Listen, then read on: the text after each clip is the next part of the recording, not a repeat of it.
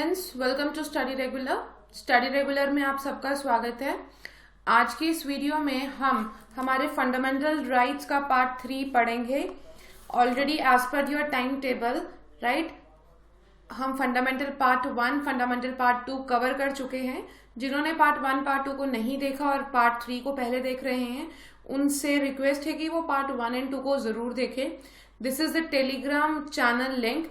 आप वीडियो के डिस्क्रिप्शन में जाके इस लिंक को गो थ्रू करके इस टेलीग्राम का पार्ट बन सकते हैं।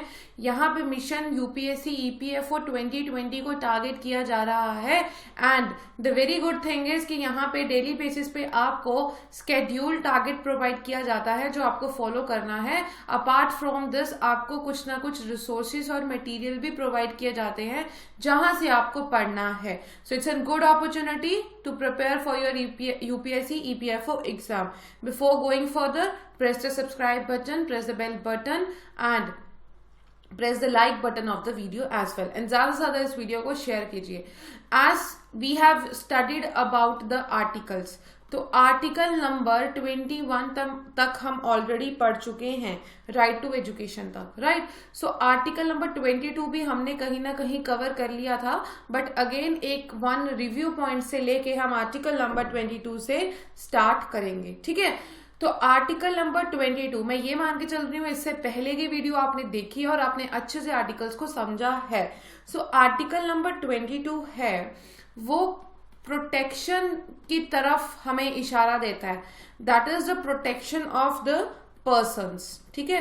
प्रोटेक्शन ऑफ द पर्सन, जिनको क्या किया जा सकता है, जिनको डिटेन किया जाता है या फिर हम कह सकते हैं जिनको अरेस्ट किया जाता है, ठीक है। सपोज क्रिमिनल्स हो गए, एक तरह से जो मैंने आपके साथ पहले भी लास्ट वीडियो में डिस्कस किया था, protection to the person for the arrest. Now अगर मैं डिटेंशन की या अरेस्ट की बात करूं, so article number 22 again I am repeating, it deals with the protection to the person who are arrested और डिटेन। डिटेंशन जो होती है ना वो दो तरह की होती है। यहाँ पे आपको क्वेश्चन मिलता है कि हाउ मेनी टाइप्स डिटेंशन होती हैं। तो एक आपकी डिटेंशन आती है प्यूनेटिव टाइप की डिटेंशन और दूसरी आपकी डिटेंशन आती है प्रिवेंटिव टाइप की डिटेंशन, ठीक है। नाउ प्यूनिटिव का मतलब होता है, ध्यान से समझना, प्यूनिटिव का मतलब होता है कि किसी भी पर्सन को पनिश करना उस क्राइम के लिए जो उसने किया हो आफ्टर द ट्रायल, ठीक है, and conviction in the court. Punitive detention का मतलब है, सपोज कीजिए ये कोई एक ऐसे करके व्यक्ति है, इस व्यक्ति ने भाई इस व्यक्ति को क्या कर दिया, इस व्यक्ति को खत्म कर दिया, मार दिया। अब इस व्यक्ति के खिलाफ मुकदमा चला और इसको यहाँ पे एक अपर बॉडी जज साहब जी के पास लेके जाया गया, कोर्ट में लेके जाया गया, ठीक है। इसके बाद यू कैन से, आप ध्यान से समझिए, प्यूनिटिव की बात अगर मैं कर रही हूं तो इस इंसान को पनिश किया जाएगा फॉर एन क्राइम, इसको मारने के जुर्म में, या कोई भी क्राइम आप ले सकते हैं एबीसी क्राइम के लिए, after the trial and conviction in a court, court के प्रोसीजर्स के बाद इसको पनिश होगी, ठीक है। मैंने लास्ट वीडियो में भी आपको बताया था कोई भी क्रिमिनल को क्रिमिनल नहीं कहा जाता जब तक उसका प्रोसेस कोर्ट में ना जाए, ठीक है। जब तक कोर्ट में एविडेंसेस नहीं बोल दे कि इसने गुनाह किया है तब तक वो क्रिमिनल भी इनोसेंट है, ठीक है। तो क्रिमिनल, आई होप आपको ये पुनिटिव वाला पार्ट बहुत अच्छे से समझ आ गया कि क्रिमिनल कब बरकरार किया जाएगा। नाउ प्रिवेंटिव की अगर मैं बात करूं, प्रिवेंटिव डिटेंशन की, तो इसका मतलब है detention of a person without trial and conviction by a court, ठीक है। अब प्रिवेंटिव डिटेंशन का मतलब पनिश नहीं होता, ठीक है। It's purpose is not to punish a person for any of the past offense but to prevent him from committing an offense in the near future. ध्यान से समझने की कोशिश करिए, यहाँ पे प्यूनिटिव मैं समझा चुकी हूँ, किसी ने क्राइम करा, उसको कोर्ट में लेके जाया गया और एक प्रोसीजर हुआ, उसको हम प्यूनिटिव बोल देते हैं। चलो यहाँ पे अभी हट जाते हैं, अब प्रिवेंटिव पे चलते हैं। प्रिवेंटिव डिटेंशन का मतलब है कि इसमें हम कोई भी कोर्ट का प्रोसीजर वगैरह नहीं कर रहे, बट इसमें ये चीज हमने ध्यान रखनी है कि इसमें हम जो पनिशमेंट है उस पर्सन को उसके पास्ट के किए हुए ऑफेंस की पनिशमेंट नहीं देते, ठीक है। हम उस पर्सन को उसके पास्ट के ऑफेंस की पनिशमेंट नहीं देते। इनफैक्ट प्रिवेंटिव नाम ही बताता है कि हम उसको प्रिवेंट करते हैं कि भाई समझ जा, आगे आने वाले टाइम पे जो तुमने पिछले समय पे ये मिस्टेक दोहराई थी, वो तो मिस्टेक अगर आगे आने वाले फ्यूचर में दोहराएगा तो तेरे को बहुत ज्यादा हम कह सकते हैं कठिन सजा होगी, ठीक है।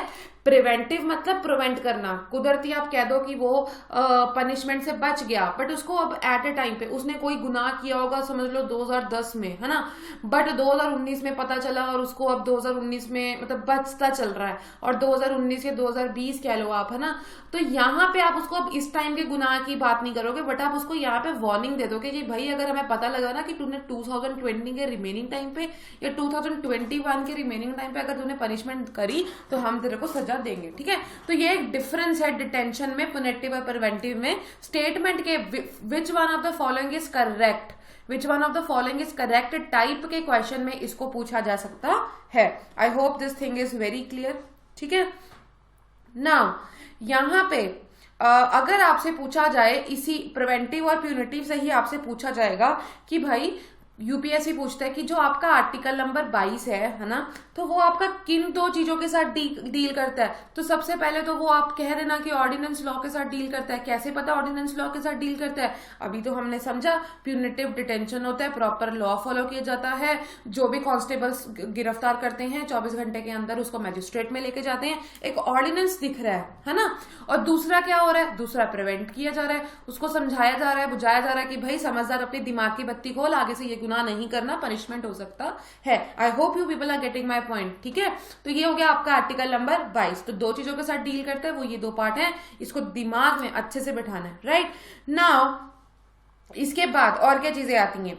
तो इसके बाद आता है आपका आर्टिकल नंबर 23, राइट। तो आर्टिकल नंबर 23 की अगर मैं बात करूं तो ये कहीं ना कहीं आपका आर्टिकल नंबर 23 किसके अगेंस्ट है? This article number 23 is against the exploitation, ठीक है। This is against the exploitation.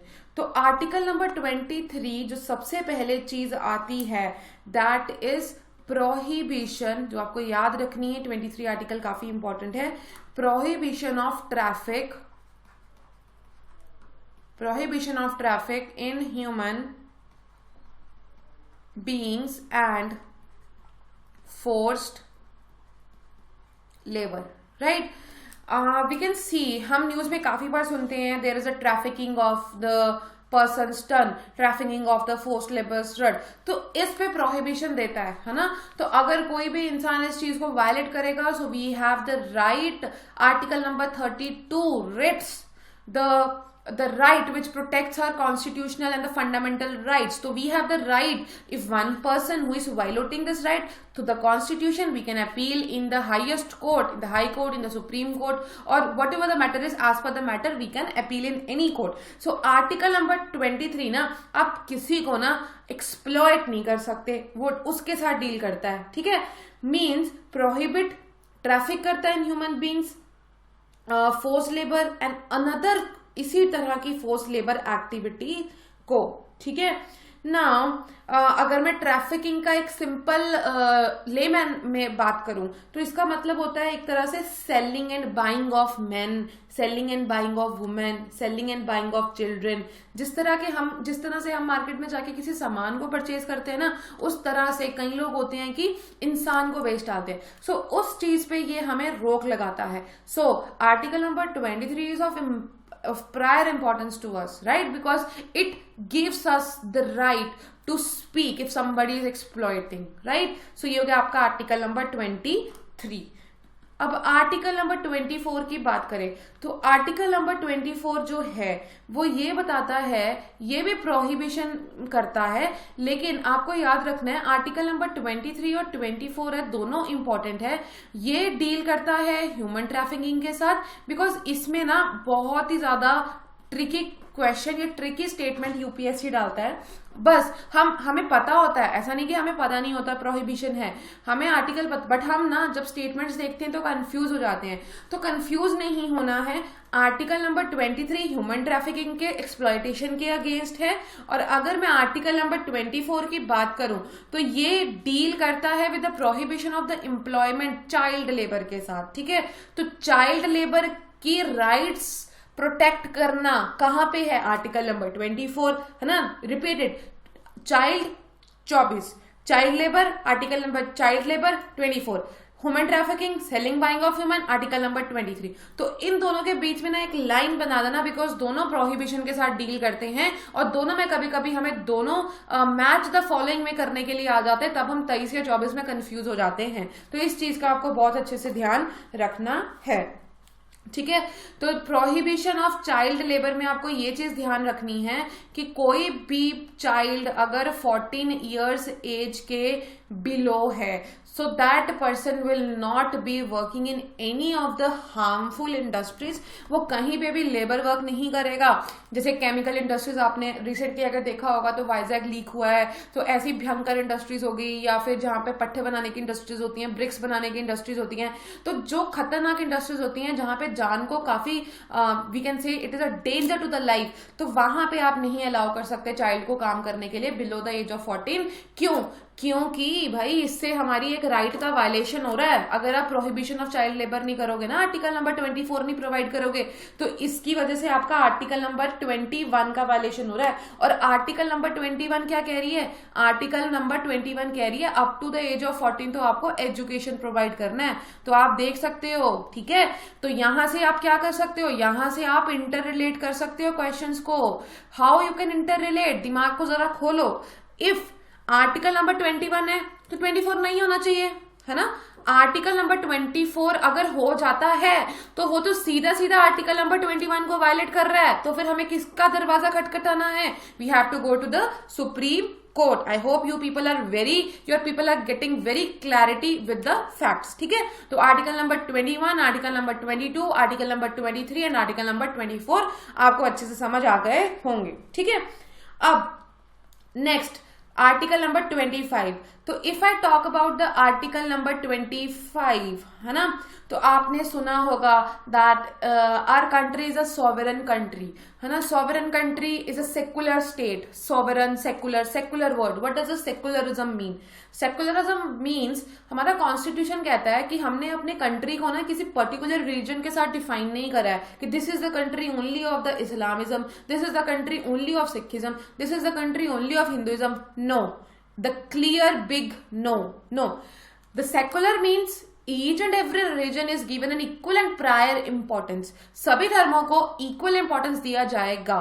हमारा जो स्टेट है, हमारा जो गवर्नमेंट है, हमारा जो संविधान है, वो खुद ब खुद इन सारे के सारे रिलीजियंस को इक्वल रिस्पेक्ट पे ऑफ करता है। सो आर्टिकल नंबर 25 कहता है right to freedom of religion. When I am having the right to freedom of religion, if I am born in the Hindu family, it is my choice either to worship either to follow the rituals and the practices of Christianity. It is my right. ठीक है, it's my right if I am born in the family of the Christian family. It's my right if I am influenced by the Hindu preachers, if I am influenced by the Hindu philosophies, I would follow that. Nobody can stop me. Why? Because my constitution has provided me with the right to follow any profession, practice and the propagation of religion irrespite of anything, irrespite of any restrictions hindering you. I hope the point is very clear. सीधा साधा सा था। ठीक है, तो freedom of conscience मतलब inner freedom, right to profess मतलब freely आप फेथ कर सकते हो, राइट टू प्रैक्टिस मतलब रिचुअल्स परफॉर्म कर सकते हो, प्रोपगेट मतलब आगे बढ़ावा देना, है ना। जैसे एंशिएंट टाइम में जैनिज्म और बुद्धिज्म था, तो बुद्धिज्म को गौतम बुद्धा ने बढ़ावा दिया। गौतम बुद्धा के जाने के बाद आप उनकी बुक्स बन गई, उनकी जो मोनास्ट्रिस बन गई, उनकी मोनास्ट्रिस में उनकी बुक्स को रखा गया। उनके जो आगे चेले थे जिनको हम मॉन्क्स बोलते हैं, उन्होंने आगे प्रोपगेट किया, है ना। तो कंसाइंस, प्रोफेस, प्रोपगेट करने का आपका राइट है। ठीक है, सिंपल था आर्टिकल नंबर 25। चलो आर्टिकल नंबर 26।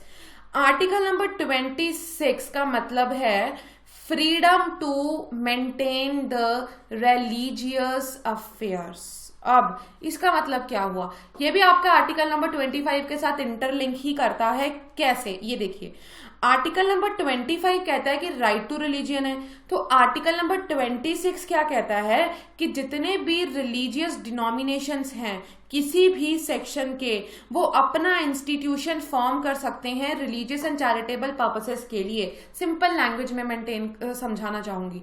आपने बहुत सारे गुरुद्वारास देखे होंगे, राइट? आपने बहुत सारी मस्जिद्स देखी होंगी, आपने बहुत सारे टेम्पल्स देखे होंगे, अब इसमें आपने बहुत सारी संस्थास देखी होंगी, आपने बहुत सारे चैरिटेबल ऑर्गेनाइजेशन देखे होंगे भगवान के नाम पे।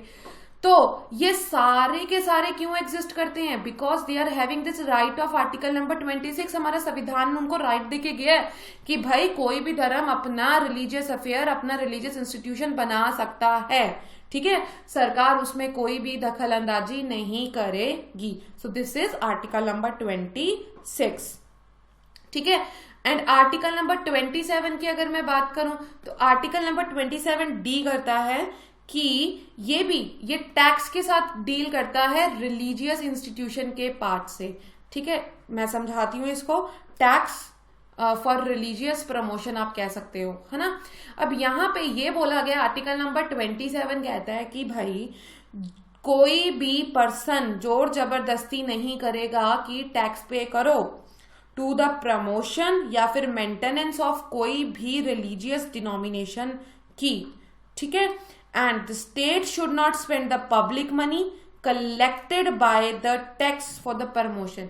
कहने का मतलब ये है कि जो भी संस्था चलती आ रही है उसको चलाने के लिए वो स्टेट की मर्जी है। वैसे तो वो नहीं हेल्प करेगा, बट इन केस बहुत जरूरी सर्कमस्टांसेस या कंडीशंस हैं, कोई इमरजेंसी सिचुएशन राइज अप होती है जहां पे लाइवलीहुड का मैटर आता है, तब स्पेंडिंग अलग बात है। बट टैक्सेशन के लिए ना, इन रिलीजियस प्रमोशंस के लिए ना स्टेट स्पेंड करेगा ना स्टेट इसमें बारेगा, ठीक है। नाउ हम कह सकते हैं कि रिलीजियस जो संस्थाएं हैं, they are not levied of any taxes, they do not have to pay any tax, ठीक है। तो ये हो गया आपका article number 27। Now if I talk about article number 28, तो आर्टिकल नंबर 25, 26, 27 रिलीजियस के साथ डील करता है। टैक्स की बात हो तो रिलीजियस प्रमोशन के लिए कोई भी जो संस्था वगैरह है, they are not levied of tax, उनको कोई टैक्स पे अप नहीं करना होता। अगर मैं आर्टिकल नंबर 28 की बात करूं तो आर्टिकल नंबर ये कहता है कि you are free to attend any of the religious instructions, ठीक है।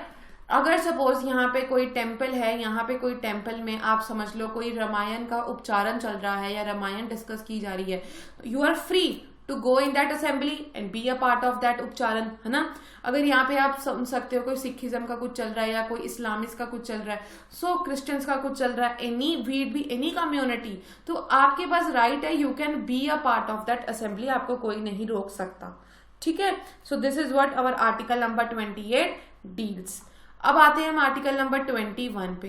तो जब हम आर्टिकल नंबर 29 की बात करते हैं तो आर्टिकल नंबर 29 जो है ये एक तरह से हम कह सकते हैं कल्चरल एंड एजुकेशनल राइट्स को प्रिजर्व करता है। ये किसको प्रिजर्व करता है? कल्चरल एंड एजुकेशनल राइट्स को।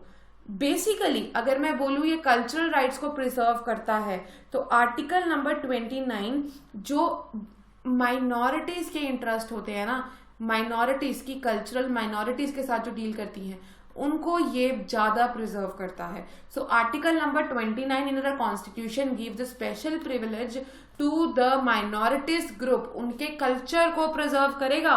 भाई अगर कोई एससी है, अगर कोई एसटी है या अगर कोई ट्राइब है ना, अगर कोई ट्राइबल ग्रुप है तो उनके कल्चर को तो उनके कल्चर को भी प्रिजर्व करने की रिस्पॉन्सिबिलिटी हमारे कॉन्स्टिट्यूशन के आर्टिकल नंबर 29 में कही गई है। और अगर वो चाहे अपना कोई भी एजुकेशनल इंस्टीट्यूशन को सेटअप करना और उसको आगे बढ़ाना, they have the right to do so. ठीक है, तो ये हो गया आपका आर्टिकल नंबर 29। और कहीं ना कहीं जो आपका आर्टिकल नंबर 30 है वो भी ये कहता है कि यहाँ पे मैंने बोला उनके कल्चर को बचाना, और आर्टिकल नंबर 30 डील करता है उनके एजुकेशनल राइट्स के साथ। दे हैव द एजुकेशनल राइट्स, मतलब वहां पे आर्टिकल नंबर 30 के थ्रू ये इंस्टीट्यूशन सेटअप कर सकते हैं, और जो ये इंस्टीट्यूशन सेटअप होंगे इसमें ये अपनी एजुकेशनल कल्चरल एजुकेशनल को प्रोपोगेट एंड स्प्रेड कर सकते हैं नेशन वाइड। राइट, आई होप आपको ये चीज समझ में आ गई होगी। अब देख सकते हैं कि किस तरह से एक आर्टिकल कोरिलेट कर रहा है दूसरे आर्टिकल के साथ में। तो यहाँ पे मैंने बात कर दी 30 तक की। अब इसके बाद मैंने 31 32 पे आपको गैप 32 पे करवाया था, 32 है ना, 31 का गैप दिलवाया था, फिर 33 34 और 35 बोला था कि ये लॉ इम्प्लीमेंटेशन में काम करते हैं। और उससे पहले कौन सा बोला था, 12 13 14 से हमने शुरू करे थे। आई होप आप मेरी बातों को रिमाइंड कर पा रहे हैं। सो आर्टिकल नंबर 32 भाई ये सबसे इंपॉर्टेंट आर्टिकल है, ठीक है। इसको सोल ऑफ द कॉन्स्टिट्यूशन भी बोला जाता है। क्या बोला जाता है, सोल ऑफ द कॉन्स्टिट्यूशन, ठीक है। जिस तरह से आपकी ह्यूमन बॉडी है ना, ह्यूमन बॉडी में जो आपकी सोल है ना, वो आपको ह्यूमन बॉडी को लाइफ देती है। अगर आपकी बॉडी में सोल नहीं होगी, सोल निकाल दे, लाइफ गई, यू आर डेड। सिमिलरली अगर ये आर्टिकल को निकाल दिया जाए तो हमारा कॉन्स्टिट्यूशन का कुछ दायरा ही नहीं बचता।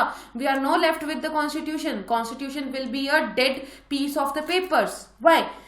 बिकॉज ये आर्टिकल नंबर 32 जो है, अभी तक हम इतना आर्टिकल्स पढ़ते आ रहे हैं, मैं आपको इतनी लंबी सारी बातें बोलती आई हूं, कॉन्स्टिट्यूशन दे रहा है, वो दे रहा है ना। What if this article is not present? ये आर्टिकल जो मैंने ऊपर सारे आर्टिकल्स बताए हैं आपको, फंडामेंटल्स राइट बताई है ना, 6 फंडामेंटल राइट्स, ये सारी 6 फंडामेंटल राइट्स को ना बचाता है, प्रिजर्व करता है। कैसे? अगर सपोज ये एक पर्सन है ए, इसने बी की फंडामेंटल राइट्स को वायलेट किया है, ठीक है, तो बी कहां जाएगा? बी जाएगा कोर्ट के पास। अब बी कोर्ट के पास किस जरिए से जाएगा? बी कोर्ट के पास रिट के जरिए पे जाएगा। अब यहाँ पे मैंने ले लिया ए की जगह पे यहाँ पे भाई स्टेट भी हो सकती है। स्टेट मैंने क्या बोला था, state is represented by the member of the parliament, member of the government, कोई भी गवर्नमेंटल ऑर्गेनाइजेशन होगी, आपकी स्टेट गवर्नमेंट होगी, स्टेट लेजिस्लेचर हो गई, ठीक है। स्टेट उसको रेफर करता है। डेफिनेशन किसमें डिफाइन है, जब हमने स्टार्ट किया था ना, आप मेरी पिछली वीडियोस को देखना, क्लियर हो जाएगा कि स्टेट में क्या क्या चीजें आएंगी। टर्म डिफाइन, मैंने एक एक चीज बहुत अच्छे से क्लियर करवाई है, ठीक है।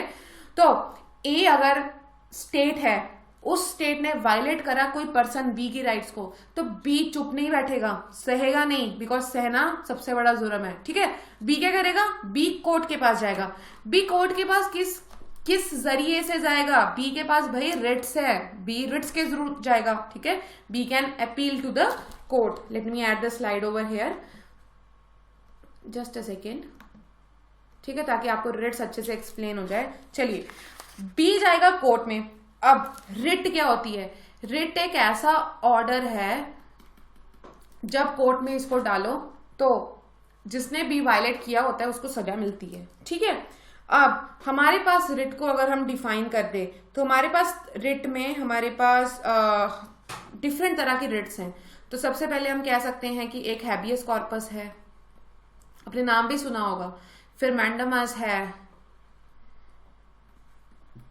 फिर प्रोहिबिशन है, फिर सेट्रियोररी है, और सबसे लास्ट में को वरांटो है।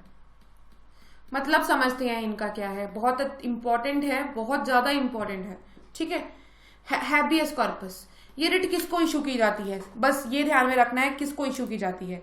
ये इशू कर सकता है कोई भी person against private and public authority, ठीक है। अब होता क्या है हैबियस कॉर्पस? ये एक ऐसा ऑर्डर है जो कोर्ट के द्वारा दिया जाता है किसी ऐसे व्यक्ति को जिसने किसी और पर्सन की राइट्स को वायलेट किया होता है, ठीक है ना। अगर जो रिट ऑफ हैबियस कॉर्पस है ये issue to the public to the private, दोनों को की जा सकती है, right. Now, the important thing which you have to keep in mind is habeas corpus वो रिट है जो अगर कोई पर्सन की राइट्स को वैलिड किया जाएगा, so that will be issued by a court to the public और अ प्राइवेट ऑर्गेनाइजेशन। ठीक है, मैंडेमस की बात करें, ठीक है, मैंडेमस की जो है, it cannot be issued to private. ये ध्यान रखना है मैंडेमस के केस में, मैंडेमस प्राइवेट को इशू नहीं कर सकते। ठीक है, ये सिर्फ और सिर्फ पब्लिक ऑफिशियल्स के अगेंस्ट होती है। कोई भी पब्लिक जो ऑफिसर है अपना काम ढंग से नहीं कर रहा है, तो उस केस में अगर सपोज मैं बोलूं कोई डेजिग्नेशन पे है, पब्लिक डेजिग्नेशन पे है, नहीं कर रहा काम, तो कोर्ट इशू करेगा अभी क्यों नहीं कर रहा काम, है ना, अगर उसकी कोई कंप्लेन आती है। तो दिस इज मैंडेमस। तो ये प्राइवेट ऑर्गेनाइजेशन को जाएगी नहीं, ये कोर्ट पब्लिक को इशू करता है। ठीक है, नाउ प्रोहिबिशन का मतलब होता है ये अगेंस्ट, हम कह सकते हैं लोअर कोर्ट होती है, एंड कमांड जो होता है, ये प्रोहिबिशन है ना, जो ये हायर कोर्ट जो होता है ये लोअर कोर्ट को देता है। ठीक है, ध्यान से बच्चों समझिए मैं क्या बोल रही हूं। ये private and public court to private and public जाती है, ये कोर्ट से सिर्फ पब्लिक जाती है मैंडेमस। प्रोहिबिशन हायर कोर्ट से लोअर कोर्ट जाती है, कि जो लोअर कोर्ट में डिसीजन लिया जाता है और अगर कोई पर्सन उससे खुश नहीं होता और वो हायर कोर्ट में अपील करता है, तो हायर कोर्ट ऊपर से नीचे लोअर कोर्ट को ऑर्डर देती है कि भाई ठीक है बस करो, आपकी जजमेंट हमने देख ली, अब हम करेंगे। ठीक है, तो ये होता है। सर्टियोररी की बात करूं तो यहां पे हम कह सकते हैं यहां पे आप सर्टियोररी ना प्रोहिबिशन का जस्ट एक तरह से उसी का पार्ट है। यहां पे आप कह सकते हो कि सपोज हाई कोर्ट है ना, तो हाई कोर्ट क्या करेगा, लोअर कोर्ट है, लोअर कोर्ट ने ना यहां पे ऑर्डर ले लिया। ठीक है, ध्यान से समझना, मैं एक बार दोबारा रिपीट कर दूंगी। लोअर कोर्ट ने ना यहाँ पे ऑर्डर ले लिया और कह दिया कि ये ऑर्डर फॉलो होना चाहिए, बट हायर कोर्ट इस ऑर्डर को पूरा का पूरा स्क्वैश कर देता है, रद्द कर देता है, नो। ठीक है, अब क्वेश्चन ये है कि भाई दोनों में डिफरेंस क्या है, बहुत बड़ा डिफरेंस है। यहाँ पे हायर कोर्ट लोअर कोर्ट को जजमेंट लेने से ही मना कर देता है, तो लोअर कोर्ट जजमेंट तक पहुंचता ही नहीं है, बट सर्टियोररी में वो जजमेंट तक पहुंच जाता है, पर वो जजमेंट को हाई कोर्ट क्या करता है, या हम कह सकते हैं जो बड़ा कोर्ट होगा, अगर हाई कोर्ट है तो लोअर कोर्ट को स्क्वैश, लोअर कोर्ट की जजमेंट को स्क्वैश हो जाएगा, हाई कोर्ट है तो सुप्रीम कोर्ट हाई कोर्ट की उसको स्क्वैश कर देगा। तो बड़े वाला कोर्ट छोटे वाले की डिसीजन को स्क्वैश कर सकता है। ठीक है, कोवरंटो का मतलब होता है कि किस अथॉरिटी से। ठीक है, नाउ इसका मतलब होता है कि आप कह सकते हो कोवरंटो में कि जो भी सब्सटैंसिव पब्लिक ऑफिसेज होते हैं परमानेंट करेक्टर के, इन शॉर्ट आप कह सकते हो कोवरंटो रिट उनको इशू की जाती है जो पब्लिक में भी काम करते हैं, but in spite of that they are being acting into the private sector also. Public और प्राइवेट दोनों में काम करते हैं। तो आप कह सकते हो if it cannot be issued in the case of a ministerial office में अगर कोई पर्सन, और प्राइवेट ऑफिस में तब नहीं आप करोगे, लेकिन अगर कोई इनटू द सिविल सर्विसेज आप कह लो, फिर वो पर्सन कोई प्राइवेट एक्टिविटीज में भी इन्वॉल्व अप है, डिफरेंट प्राइवेट ऑफिस को भी होल्ड करता है which is profitable to him, तो उसके लिए ये कोवरंटो रिट हम इशू करते हैं। तो हैबियस कोर्सेस कोर्ट के द्वारा प्राइवेट पब्लिक ऑर्गेनाइजेशंस को जाती है, मैंडेमस कोर्ट्स के द्वारा किसको जाती है, पब्लिक ऑफिसेस को जाती है, प्रोहिबिशन हायर कोर्ट से लोअर कोर्ट को जाती है ताकि वो जजमेंट ना ले, सर्टियोररी में हायर कोर्ट से लोअर कोर्ट में जाती है ताकि जो लोअर कोर्ट ने डिसीजन लिया उसको स्क्वैश कर दे, quo warranto to the person who is holding both the positions at the public and the private level. ठीक है, नाउ ये था आर्टिकल नंबर 32। अब आर्टिकल नंबर 33 किसके साथ डील करता है, आर्टिकल नंबर 33 जो है वो डील करता है कि आर्टिकल नंबर 33 डील करता है लॉ मेकिंग के साथ में। It deals with the law making.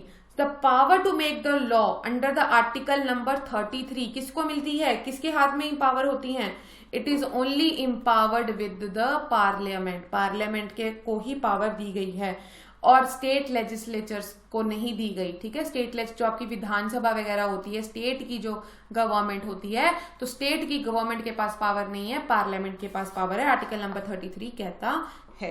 और आर्टिकल नंबर 34 सीधा सीधा डील करता है आपका मार्शियल लॉ के साथ में।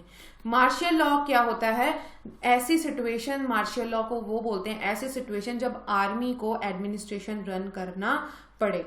ठीक है, एनीवेयर मार्शल लॉ हमारे कॉन्स्टिट्यूशन में डिफाइन नहीं है, बट इन केस कभी ऐसी सिचुएशन आ जाती है जब आर्मी हमारे देश की एडमिनिस्ट्रेशन को रन करे, उसको हम मार्शल लॉ बोलते हैं।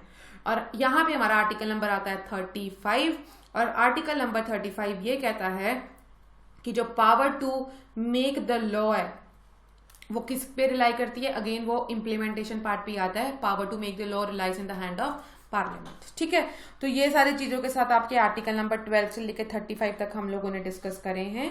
आई होप आपको ये सारे अच्छे से समझ आ गए होंगे। एंड आर्टिकल नंबर 31 की बात करें जो राइट टू प्रॉपर्टी के साथ डील करता है, that has been remove from the right of the fundamental rights. Exceptionally आप इसको पढ़ सकते हैं, इन केस अगर हम कभी एमसीक्यू के साथ डील करेंगे तो इसके कॉन्सेप्ट को भी मैं समझा दूंगी। You can read out the PDF of Laxmikanth. So thank you, see you tomorrow with the next chapter which will be the DPSPs. So I hope आपको आज का सेशन अच्छा लगा तो कमेंट करिए, बताइए कि अच्छा लगा, एंड ज़्यादा से ज़्यादा इस वीडियो को लाइक ज़रूर करिए एंड शेयर ज़रूर करिए। मिलते हैं कल। For the time being stay tuned. Thank you.